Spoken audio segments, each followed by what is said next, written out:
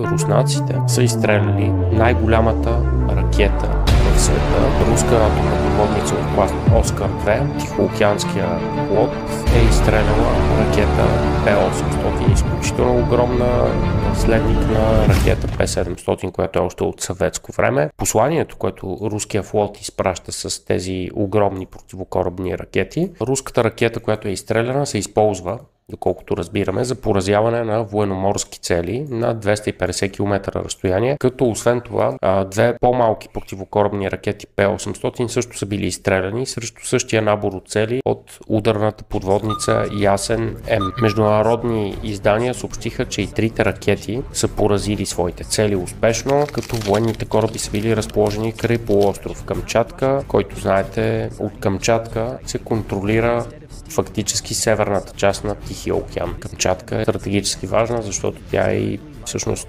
достъпа на руснаците евентуално до Аляска и Америка при една война.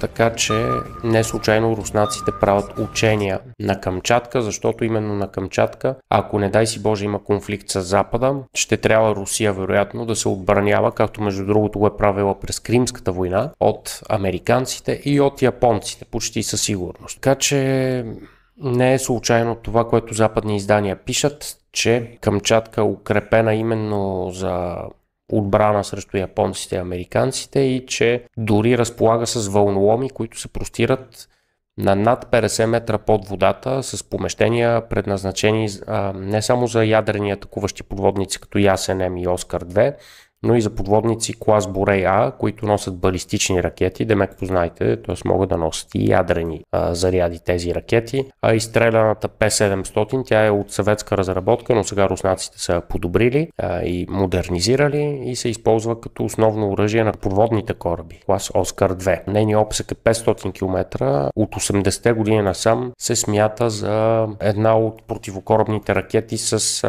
най-голяма точност и водеща. Защо Русия тества в момента най-голямата в света противокорабна ракета и то я тества близо до Камчатка? Почти със сигурност това е послание, приятелско да го кажем така, към братята американци, както се казва, че както Тръмп в единия ден може да говори позитивно за Русия, на другия ден да напада и заплашва, така и руснаците умеят тази игра на подаване на топката.